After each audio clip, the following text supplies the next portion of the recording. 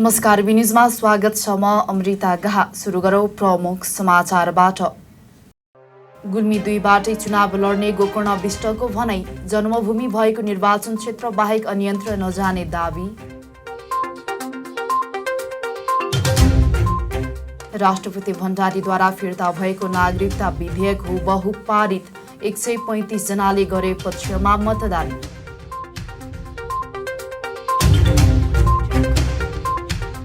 देशभर 623 जनामा कोरोना संक्रमण। गुल्मीमा 70 जनामा परीक्षण गर्दा 36 जनामा संक्रमण पुष्टि।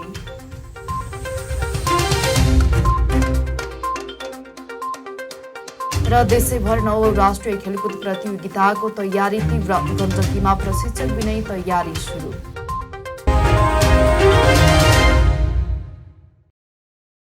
आकर्षक कोठा तथा किचन डेकोरेसनका लागि नवज्योति फर्निचर उद्योग।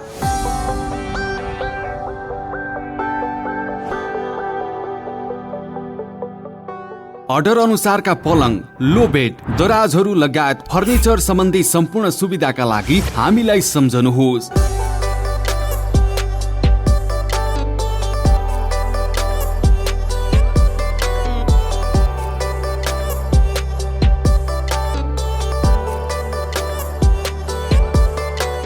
नवज्योति फर्निचर उद्योग, रेसुङ्गा नगरपालिका 7, बेतुखर कत्तम घाँस, गुल्मी।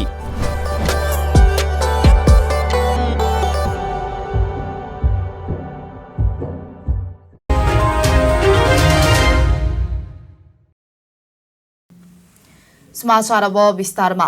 नेकपा एमालेका सचिव गोकर्ण विष्टले आगामी निर्वाचनमा आफू गुल्मी क्षेत्र नम्बर 2बाटै निर्वाचन लड्ने बताउनु भएको छ। पार्टी अध्यक्ष केपी शर्मा ओलीले सबै पदाधिकारी प्रत्यक्ष निर्वाचन उठ्ने बताएपछि तुलनात्मक रूपमा पार्टीमा लोकप्रिय मानिएका विष्ट गुल्मी बाहेक अन्य क्षेत्रबाट पनि चुनावमा उठ्न सक्ने जिल्लाका केही नेताहरूले बताउँदै आएका छन्। तर विष्टले भने आफू जन्मभूमि भएको निर्वाचन क्षेत्र बाहेक अन्य क्षेत्रमा नजाने दावी गर्नुभएको छ। म गुल्मी 2बाट नै चुनाव लड्छु। अन्य क्षेत्रमा कसैले हल्ला चलाएको भए त्यसलाई हल्लाका रूपमा मात्रै बुझ्नुपर्छ, विष्टले भन्नुभयो। केही नेताहरूले उहाँलाई काठमाडौँ 6बाट माग भएको दावी गरेका थिए। गुल्मीको विकल्पमा विष्टलाई काठमाडौँ 6 देखाइए पनि उहाँले भने गुल्मी नछाड्ने प्रश्न पार्नु भएको हो। काठमाडौँ 6मा यसअघि एमालेका युवा नेता योगेश भट्टराईले पनि प्रतिस्पर्धा गर्नुभएको थियो। यसअघि लगातार 4वटा निर्वाचनमा गुल्मी 2बाट उठेका विष्ट 2064मा भएको निर्वाचनमा मात्रै पराजित हुनुभएको थियो। अरू 3वटा निर्वाचन उहाँ भारी मतसहित विजयी हुनुभएको थियो।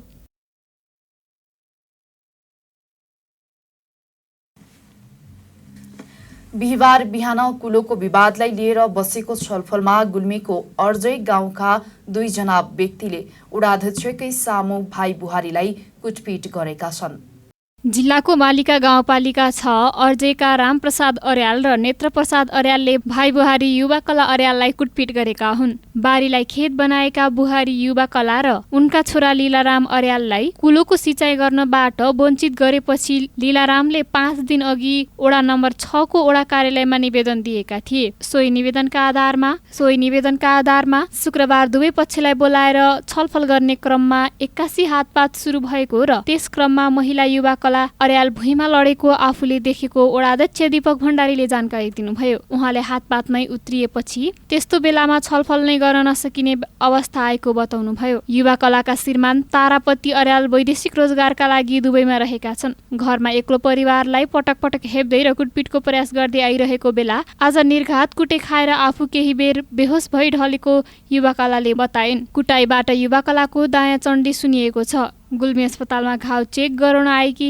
उनलाई टाउकोमा असर परेको हुन सक्ने भन्दै डाक्टरले सिटी स्क्यानका लागि पाल्पा वा बुटोल जान सुझाव दिएको युवा कलाले बताइन्। युवा कला र उनका छोराले जिल्ला प्रहरी कार्यालय गुल्मीमा कुटपिट विरुद्धको उजुरी दिएको र शनिबार दुवै पक्षलाई बोलाइएको जिल्ला प्रहरी प्रमुख एसपी भीमबहादुर दाहालले बताउनुभयो। कुटपिटमा संलग्न भनिएका रामप्रसादसँग आज बिहान पनि पटक पटक फोनमा प्रतिक्रिया माग्न खोज्दा प्रतिक्रिया दिन मानेनन्। अहिले फोनमा प्रतिक्रिया दिन खोज्दा पनि उनले आफू अन्यायमा परेको भन्दै प्रतिक्रिया दिन मानेनन्। स्रोतका अनुसार अर्जै गाउँमा झैझगडा र कुटपिट घटनामा यसअघि पनि रामप्रसाद संलग्न थिए। गाउँमा उनीसँग धेरै जसो मानिस बोल्न रुचाउँदैनन्। बिहान भएको कुटपिट घटनामा रामप्रसाद लगायतका आक्रामक पुरुषहरूले पत्रकार बोलाए रक्तपात समेत हुने धम्की दिएका थिए। रामप्रसादले युवाकला आफ्नो खेतमा सिँचाइ गरेको भन्दै ठूला ठूला ढुङ्गा फालेर हुर्किँदै गरेको धान खेती नष्ट गरिदिएपछि उनीहरू वडा कार्यालयमा न्याय माग्न गएका थिए।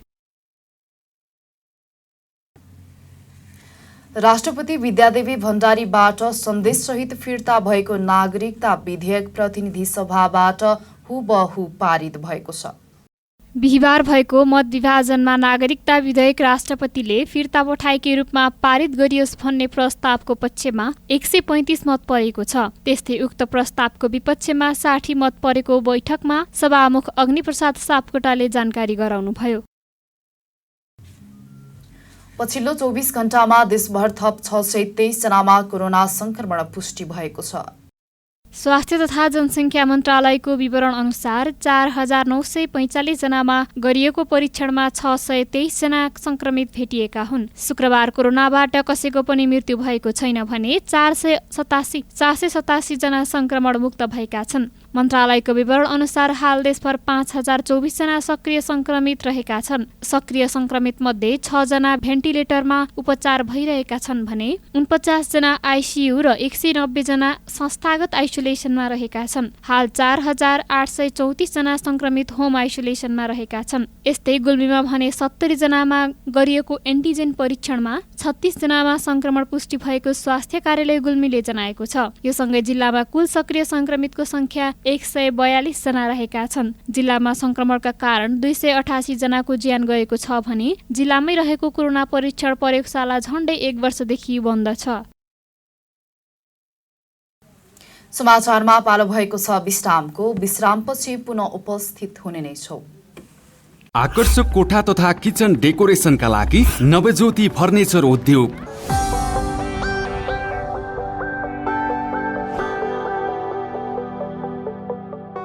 अर्डर अनुसारका पलङ, लो बेड, दराजहरू लगायत फर्निचर सम्बन्धी सम्पूर्ण सुविधाका लागि हामीलाई सम्झनुहोस्।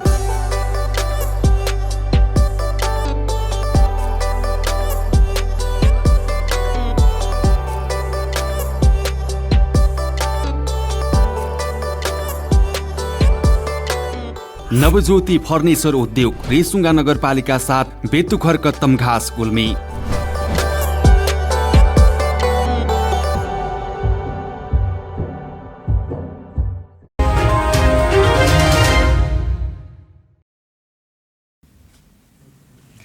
विश्रामपछि पुनः स्वागत छ। अब लागौं बाँकी समाचारतर्फ।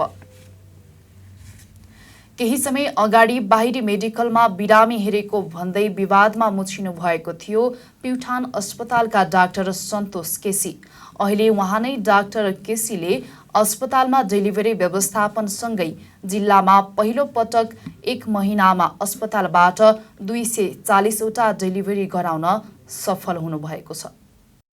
अहिले उनी डाक्टर केसीले अस्पतालमा डेलिभरी व्यवस्थापनसँगै जिल्लामा पहिलो पटक 1 महिनामा अस्पतालबाट 240 वटा डेलिभरी गराउन सफल हुनुभएको छ। जसमध्ये साउन महिनामा मात्रै 210 वटा सामान्य र 30 वटा अपरेसन माध्यमद्वारा डेलिभरी गरिएको प्युठान अस्पतालका जनरल प्र्याक्टिसनर एवं emergency physician and DGP doctor सन्तोष केसीले बताउनुभयो। गुल्मीर्गा खाँची र रोपाबाट रिफर भएर बिरामी प्युठान अस्पतालमा आउँछन्। बिरामीहरू प्राय सुत्केरी महिला आउने गर्दछन्। अस्पतालमा प्रसुति कक्ष साँगुरो हुँदा एउटा बेडमा 3-3 जना बिरामी राखेर पनि डेलिभरी गराइएको अस्पतालका डाक्टर केसीले बताउनुभयो। अपरेसन गर्नु परे म आफै रात दिन नभनी काम गर्छु। सामान्य डेलिभरी गराउन नर्सिङ कर्मचारीको उल्लेखनीय भूमिका रहेको छ। म बिरामीलाई सेवा दिन प्युठान आएको हुँ। सकभर बिरामीलाई बाहिर रिफर गर्दिन। चैत्र महिनादेखि प्रसुतिको जिम्मेवारी पाए लगत्तै डेलिभरी बाहिर रिफर गर्ने संख्या 0 गराएको छु, जसले गर्दा बिरामीहरू ठूलो रकम खर्च हुनेबाट जोगिएका छन्, उहाँले भन्नुभयो। प्युठान अस्पतालमा डाक्टर सन्तोष केसी आउनुभन्दा अगाडि आमा सुरक्षाको कार्यक्रम अन्तर्गत गर्भवती महिलाको अपरेसन गर्दा औषधि तथा अपरेसन सामग्री बाहिरबाट किन्न लगाइन्थ्यो। तर अहिले डाक्टर सन्तोष वर्ष आएपछि सबै निशुल्क भएको छ, जसले गर्दा सेवाग्राही खुसी छन्। 1 रुपैयाँको सामान पनि बिरामीलाई बाहिरबाट किन्न लगाइँदैन, अस्पतालबाटै उपलब्ध गराइने डाक्टर केसीले बताउनुभयो। साथै अहिले प्युठान अस्पतालमा दैनिक 5 वर्ष मुनिका बिरामी बालबालिकाको संख्या बढ्दै आएको बालरोग विशेषज्ञ डाक्टर सौरभ श्रेष्ठले बताउनुभयो। नवौं राष्ट्रिय खेलकुद प्रतियोगिताका लागि खेलाडी छनौट गर्ने गण्डकी प्रदेशमा शुक्रबारदेखि विशेष प्रशिक्षण सुरु भएको छ। पहिलो चरणमा पोखरा सहित नवलपुर, बागलुङ, स्याङ्जा र गोरखामा विभिन्न 14 खेलको विशेष प्रशिक्षण सुरु भएको हो। विशेष प्रशिक्षणमा सहभागी खेलाडीलाई 20 दिन बन्द प्रशिक्षणमा सहभागी बनाएर नवौं संस्करणको राष्ट्रिय खेलकुदका लागि छनौट गरिने प्रदेश खेलकुद परिषदले जनाएको छ। तर नवौं राष्ट्रिय खेलकुदमा अधिकांश खेलका खेलाडी भने मुख्य प्रशिक्षक बिना नै प्रशिक्षणमा भाग लिनेछन्। 36 वटा खेल समावेश गरिएको नवौं राष्ट्रियमा मुस्किलले 5 खेलमा मात्रै आधिकारिक प्रशिक्षक रहेको प्रदेश खेलकुद परिषदका सदस्य सचिव तेज गुरुङले बताउनुभयो। शुक्रबार पोखरामा विशेष प्रशिक्षण उद्घाटन कार्यक्रममा उहाँले नेपालमै प्रशिक्षक उत्पादनमा ध्यान नदिएकाले त्यसको असर गण्डकीले पनि बेहोर्नु परेको सुनाउनु भएको छ। हामी समाचारको अन्त्यमा छौं। बिदा हुनु पूर्व समाचारका मुख्य शीर्षक पुनः एकपटक। गुल्मी 2बाटै चुनाव लड्ने गोकर्ण विष्टको भनाई, जन्मभूमि भएको निर्वाचन क्षेत्र बाहेक अन्यत्र नजाने दावी। राष्ट्रपति भण्डारीद्वारा फिर्ता भएको नागरिकता विधेयक हुबहु पारित, 135 जनाले गरे पक्षमा मतदान।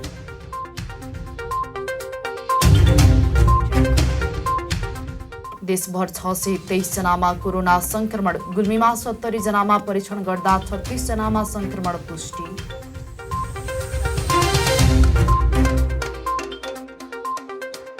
र देशैभर नवौं राष्ट्रिय खेलकुद प्रतियोगिताको तयारी तीव्र, गण्डकीमा प्रशिक्षक बिनै तयारी सुरु।